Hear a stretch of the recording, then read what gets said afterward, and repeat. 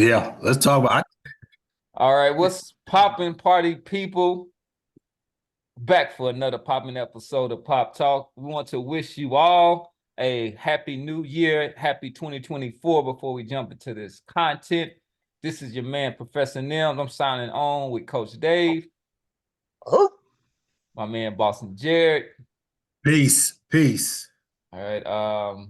A man, Casual Rand, can make it with us tonight, but on behalf of the pundits of pugilism, we want to wish y'all all a happy new year, and we want to also make sure that you put it on your New Year's resolution.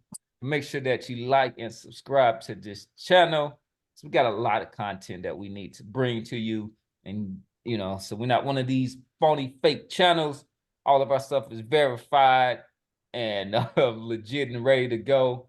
So with this said, we're going to pop in with some commentary on the Artur Beterbiev fight against Callum Smith, and then also kind of talk about the natural implication that has for the 175 or light heavyweight division, and what seems to be the what is on the horizon, which would possibly a unification bout in there. So we're gonna start off with Boston Jared, and we want to first just kind of give me your impressions of this kind of demolition. I believe it was a was it a Seventh round, seventh round, excuse me. Seventh seventh round round afternoon. TKO win.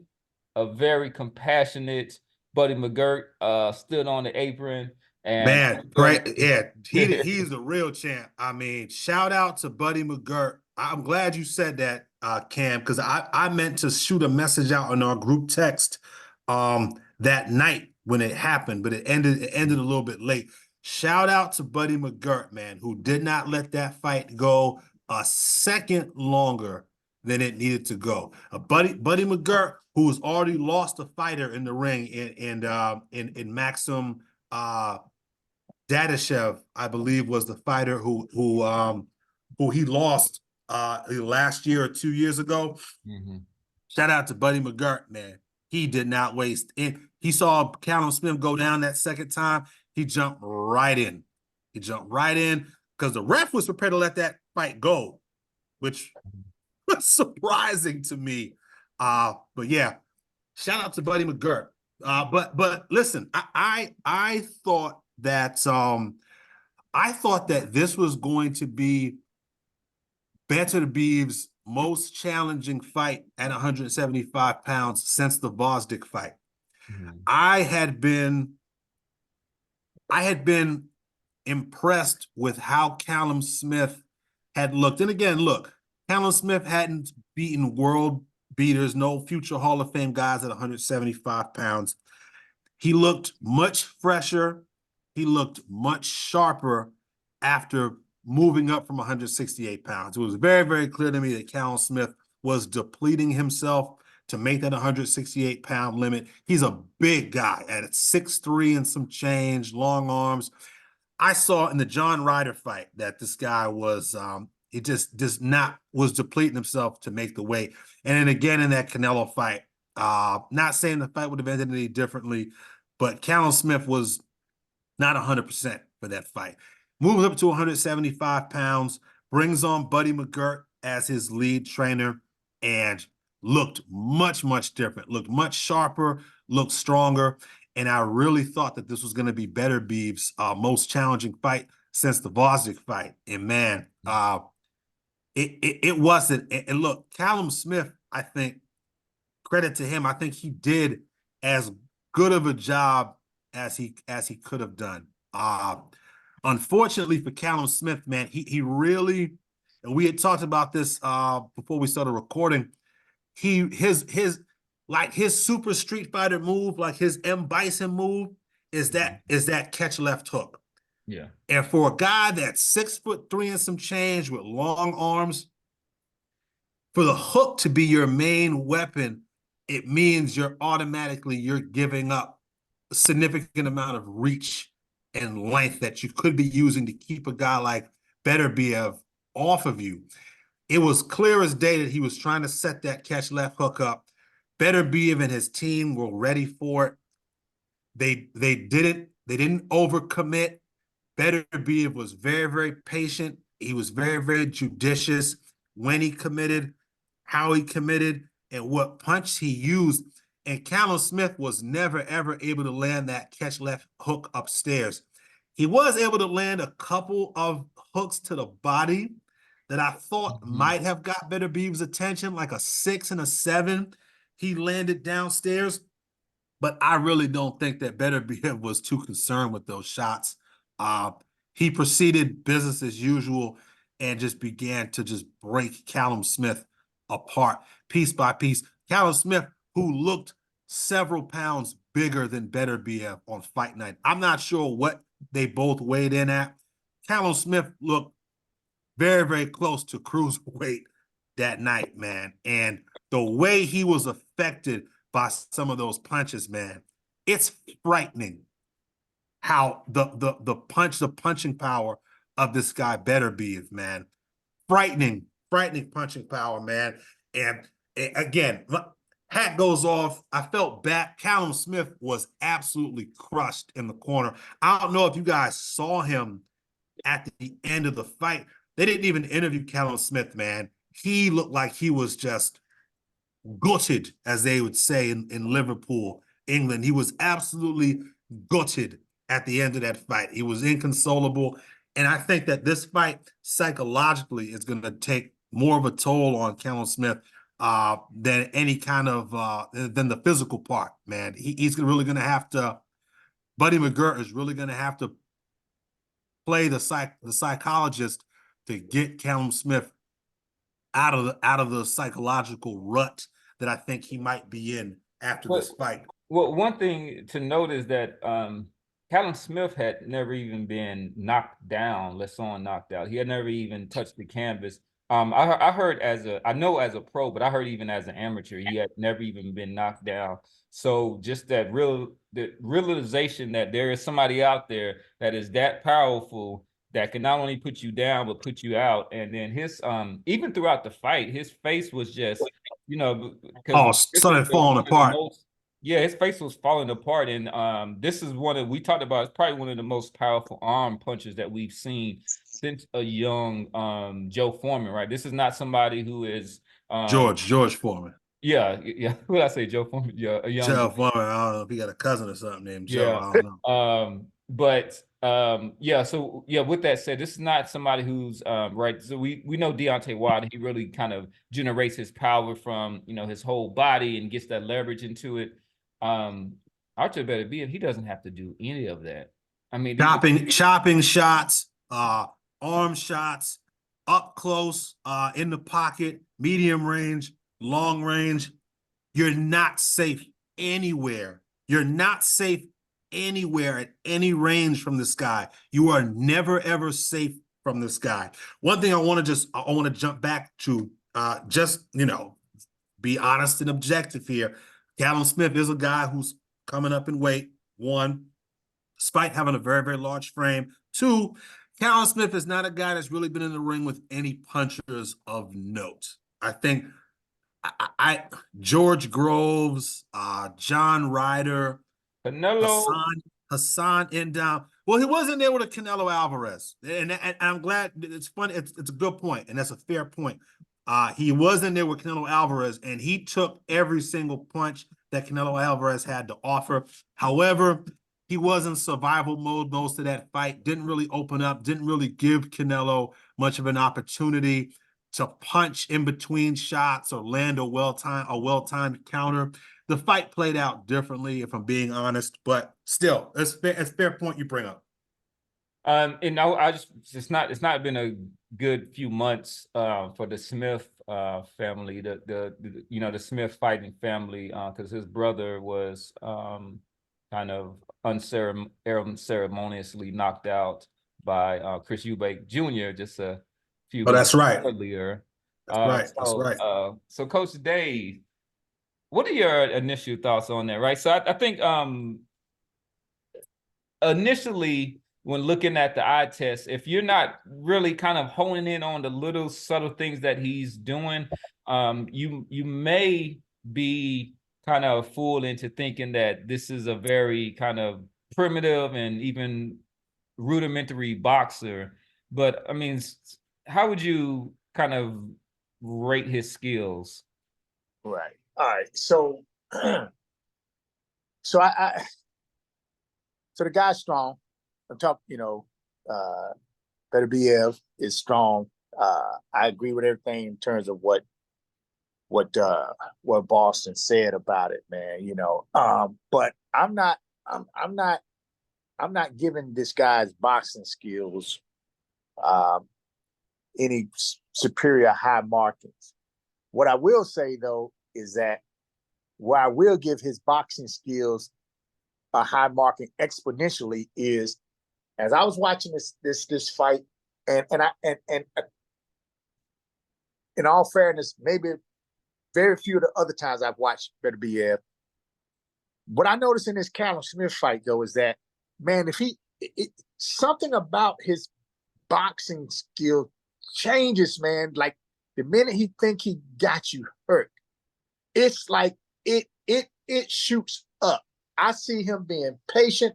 I see his punch selection it seems methodical. It seems planned. It seems focused more. There's something about when he not like got you just straight drunk, but when he smells like you hurt, you're in that corner or your back is on that rope with this guy, and he think he got you hurt, man. I see his boxing skills acumen shoot up exponentially, and it was almost alarming. Like, wow, he looks like a different fighter when he quote smells the smallest amount of blood. I don't like his whole boxing skills, man. And the guy can punch. Now he can throw bunches of punches, but I see fighters that's throwing their right hand, their brick hand, and that back foot is coming up to where the person is just squared up. That takes a knot down on it. I see you, trying to do some inside work and you square up and your punches are wide, strong as I don't know what. The boy can probably hit you in your shoulder and knock you out. But when they're wide and you squared up, I don't, your boxing level skills goes down. When I see you on the inside, and I think you're good at catching those shots on the outside, but on that inside, this man is utterly vulnerable to it. And what got me upset in this particular fight is, Callum Smith ain't been in there maybe with that pedigree, but Callum Smith giving up the distance. Didn't see the jab. Boston called it perfectly when he was looking, for that hook. You got a shorter fighter. I wish there were more uppercuts coming to stand that shorter fighter up and then try to twist off that hook, get on the back out there. Or coming off your jab, getting the shorter fighter trying to get her out around the jab, then you sneak that uppercut. Same thing Buster Douglas did with Mike Tyson. Came off that jab with that uppercut. So it's just a lot that I say straight about Beterbiev that makes me not give him that high marking in terms of boxing. And then the opponent, Callum Smith, I can't the caliber opponent, you know what I'm saying? So I won't give him a high mark in terms of boxing, but in terms of just strong and can punch, man, this guy is brutal, man. And yes, he is dangerous. And again, I just want to reiterate, man. I got to reiterate it because it probably was the first time I ever seen something or noticed something like this. If this guy smells blood, now what's different? So I guess I just real quick, I just gave you all the stuff that made it come down in terms of his quote boxing skills. But man, when he think he got you hurt, man, I see this guy, his stance, his foundation, his stance ain't really breaking. He dipping and slipping, and I see him setting stuff up. Light comes on, man, when he gets you like wounded a little bit, man, and that it was just beautiful to see that. So I hope it makes sense, man. I know I gave y'all two sides of the coin, but I definitely wanted to be crystal clear as I communicated where I truly see his boxing skills at, but also acknowledging when this guy smelling blood, man, something something turns on in this cat. So I hope that makes sense, man.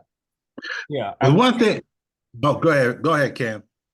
No, go ahead and kind of make your point because I have a I was going to say that Coach Dave had made the point about the uppercut not really being there, and it's an interesting point because this is a division that, at least recently, the top of that division has been dominated by the Eastern European fighters, the Vosdiks, the Bivols, the Beterbievs, the Kovalevs, and the Eastern European fighter is notorious for the lack of punch selection. The Eastern European fighter stereotypically is a 1-2, 1-2 type of guy. If you go back, you look at the guys like Kovalev, you look at guys like Vosdik, look at guys like Bivol, they're 1-2, 1-2 guys. They aren't guys who are really known for landing that uppercut or those punches that those looping shots. Look at Bivol try to throw hooks. He almost looks like a guy like an amateur. Look at some of the hooks he tries to land on Canelo, and he looks crazy, like he's never even practiced the punch. So it's an interesting observation, and that Beterbiev, with the exception of a guy like Marcus Brown, who slick black fighter for all y'all, for all you guys who count those stats. Marcus Brown, slick black fighter, who Beterbiev destroyed. He hasn't had to really fight a guy where he's had to worry about that uppercut. I think Vosdik his fight's been so long ago. I think Vosdik may have landed a couple. I just don't know that punch has really been a factor in any of the fights he's been in. And it's definitely not going to be a factor in the Bivol fight. Because if Bivol is in range to land an uppercut against Beterbiev, that means he's danger close. What about Beterbiev? Bivol does not want to be close enough to Beterbiev to be able to land an uppercut. That means what about Yard? What about somebody like Yard? Well, now Yard, that's the slick black fighter. I'm glad you brought that up because I got to go back and look at that Yard fight. He puts you on the defensive so quick. Vosdik is one of the few guys that was able to hang in there and slug it out with him. And again, Vosdik was a guy, if I'm not mistaken, who was very, very familiar with Beterbiev from the amateur circuit. I believe they had fought several times before. Bivol, if I'm not mistaken, they're both from the same school of Kung Fu, that Russian amateur program. Vosdik, Ukrainian. Bivol, however, is from that Russian program. Beterbiev is from that Russian program. Yeah, those guys, I just don't think that they have got what it takes to beat this guy. It's going to take a guy with some real slickness, some real guile, some real craftiness, or just another guy that can out brute force him. I mean, Somebody had in a chin. I mean, I haven't seen any. got to have a serious chin. Somebody on another show had mentioned Benavidez moving up to possibly take this guy on. And I stopped and thought about it. I said, I don't know.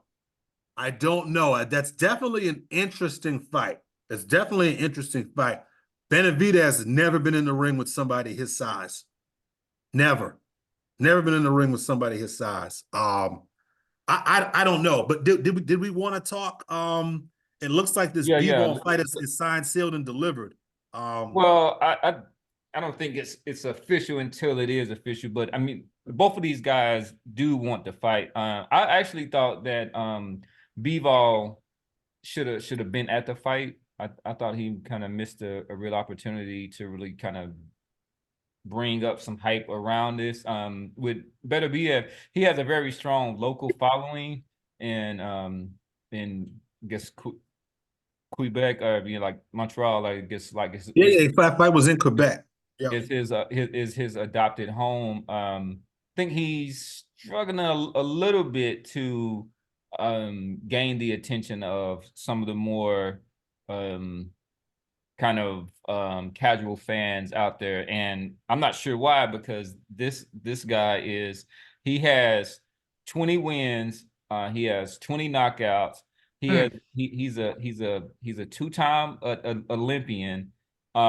Lives a fairly clean life. He's Muslim, married with 4 children, and he basically just his life is just really dedicated to kind of putting people putting people down. Doesn't watch boxing. It notoriously doesn't watch boxing. Had never seen Joe Smith fight before getting in the ring with him. Didn't even know who Joe Smith was, apparently, until they said, "Hey, you're fighting this guy, Joe Smith." Interesting. That I find that I'm not really a huge fan of that. I'll be honest with you. Professional boxers who don't watch boxing, not really a fan of it. But it's part of who he is. I mean, Yeah, I don't know if I necessarily have an issue. I think with me being such a fan of the sport and just kind of appreciate other boxers, I think that's some maybe what they kind of miss at it. But I mean, if you're in it so much and 75% of your life is just really dedicated to training and fighting, maybe that's something for him as a kind of mentally, that's something that kind of gives him a balance or something. But I mean, it seemed to work for him at this point. But we also want to turn our attention to his counterpart that would be for this undisputed light heavyweight championship, which is Dmitry Bivol. And as you pointed out, these are people, both of them are kind of Russian. Bivol is actually from Kyrgyzstan, which is part of the old Soviet Union. Is he? Yeah. Or I thought he was Tajik. No, it's actually from He's Kyrgyzstan. Kyrgyzstan. Okay. Yeah.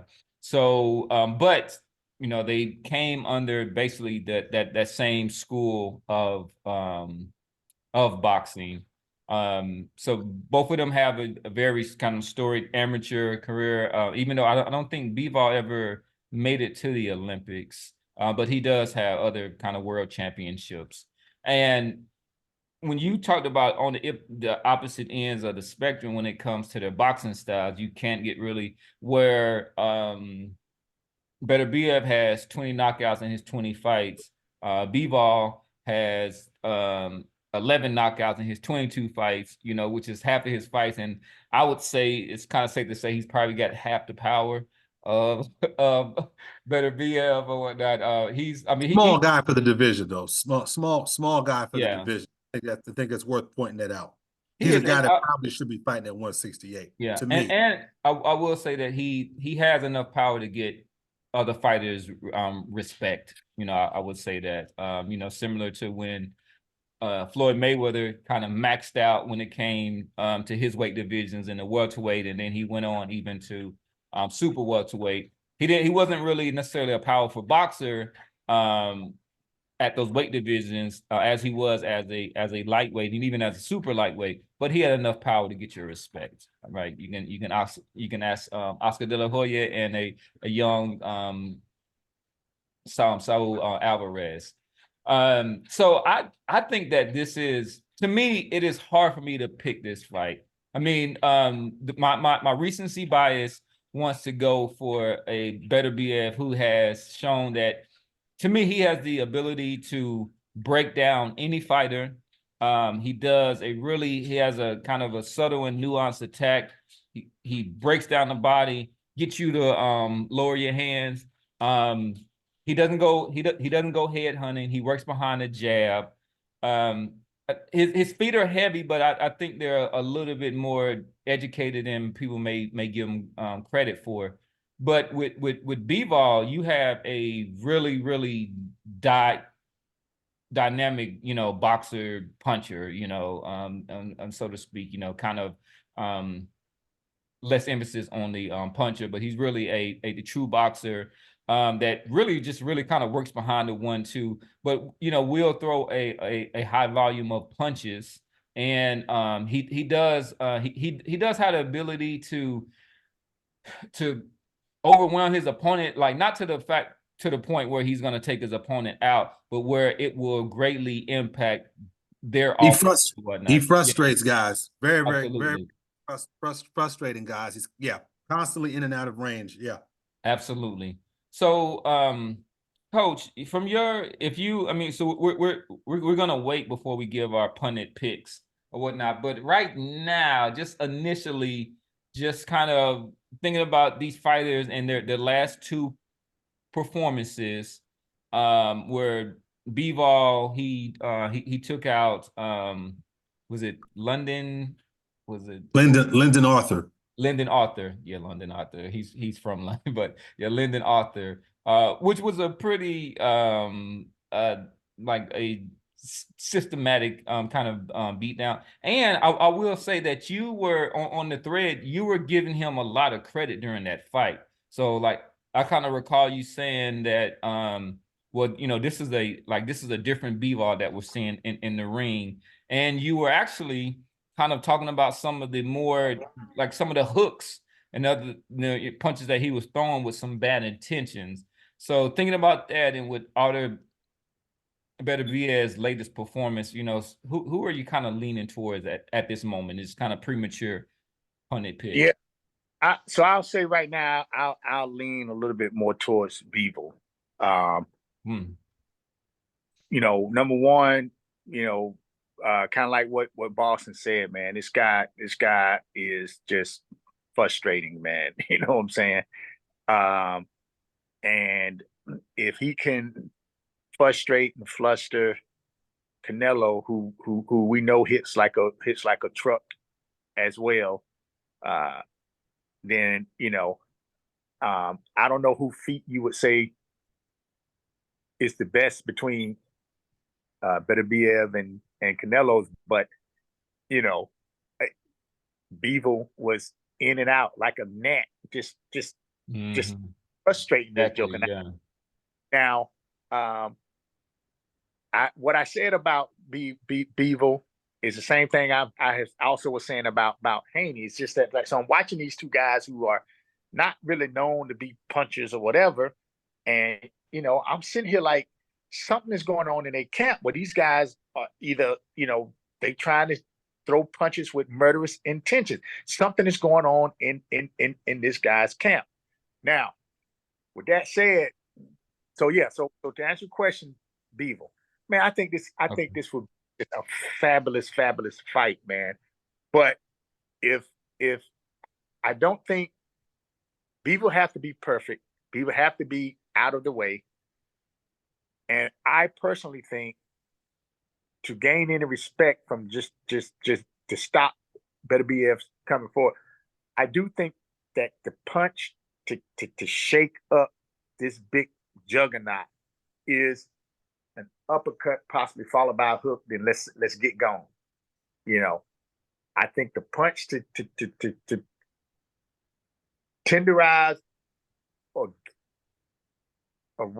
raise his consciousness, develop some cautiousness in Beterbiev is that it's a dangerous, risky game because you got to be close, man. But I do think he can beat him with just the jab and the barrage of punches that he did against Canelo. All right. So turning it to Boston. So one thing that I will say is that when it comes to Bivol, I think that he easily has the better resume or not. Like he's almost kind of a who's who when it comes to light heavyweight and guys that he's been able to beat.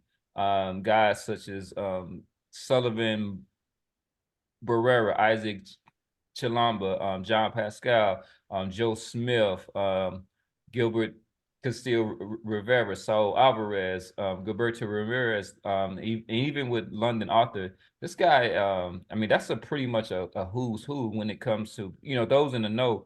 Those are legitimate opponents at 175 pounds. So Boston, do you think that going through that kind of gauntlet of fighters at that weight division, would that give any kind of advantage to Bivol? No. It's not going to mean anything. I would argue that Alexander Gvozdyk is better than all those guys that Bivol beat. And Bivol does have Bivol does have a decent resume. There's nothing that Bivol's professional experience there's nothing he can bring to bear from his professional experience is going to make any difference in this fucking fight. Beterbiev is from the same school of Kung Fu that Bivol is from. There's nothing that Bivol is going to do that Artur Beterbiev has not seen before. He grew up in the Rush. He's groomed in the Russian amateur program, where Bivol has stayed in that same style of kung fu. If you look at his coaching staff, the guy he worked with, they're all Russian program guys. He fights the exact same way.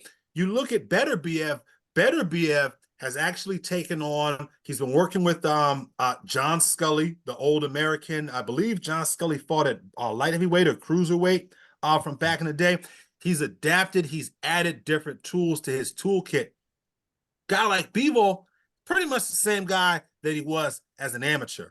And the comparison I like to make with when it comes to Bivol is this. You guys remember Mike Tyson Punch Out? Yeah. Remember the character, Great Tiger, the guy from India who used to teleport around the ring? Yeah. He was all over the place. He would teleport around the ring. Great Tiger was the hardest guy in that game to beat, in my opinion, until you figured out how to beat him. Once you figured out the timing and the pattern of Great Tiger, he became the easiest guy in the game to beat. Beterbiev is a guy that already knows how to beat that style of fighter. He's like I said, born, bred, raised in the Russian school of boxing. There's nothing that Bivol is going to do with this guy that he hasn't seen before. Bivol and his team know it. They've been putting this fight off for years now, hoping that this guy would age out, trying to age this guy out, hoping he was going to slow down, and it just hasn't happened. He's going to have to go in there and take his medicine the same way Errol Spence went in there and just took his medicine. Go in, take your medicine, take your beating, and move on. Bivol is going to get systematically broken down and destroyed in this fight, and he's going to get stopped. Wow. Now he's going to get stopped. We'll get more into the breakdown. I already have a feeling as to what the game plan is going to be to fight a guy like Bivol. We'll get more into that. You know, the fight hasn't even been announced yet. I'll save that. But no, Bivol's got no shot in this fight, and him and his team know it. Yeah, they were hoping that they never have to fight this guy. Now they do, and they're just gonna have to go out there and take the medicine. Wow. Yeah. So, wow, that's a pretty strong stance. So, just to give some more kind of particulars, so with Beterbiev, he is 38 years old, and Bivol is 33 years old. Beterbiev, he holds the IBF, the WBC, and the WBO, and Bivol holds the WBA belt. But I like this era of unifying the belts. It seems that you know, boxing is becoming a kind of a Saudi Arabia pastime, because that seems to be the place that is vying to have this unification bout. And I don't think there's enough time, but I was thinking that it might be good to see that as a, I mean, it can stand on its own, but it would be a good support for maybe that the Anthony Joshua versus in Francis Ngannou fight. But put on the undercard, you mean? Yeah, on undercard. Oh, yeah, I mean, shit, that'd be huge. That'll be huge. And I think that it'll do those fighters just because it'll bring some eyes to that bout that wouldn't probably normally that wouldn't tune into it. So I think that the fight's a little bit too close, but who knows? But another fight that we're gonna talk to shortly, we'll end this, is another fight that'll possibly be in Saudi Arabia, and that is the Terrence Crawford versus Tim Tszyu at 154 pounds. But to get that, you're going to have to tune in to our next video. So check that out. Make sure that you like and subscribe, and we'll see y'all on the other side.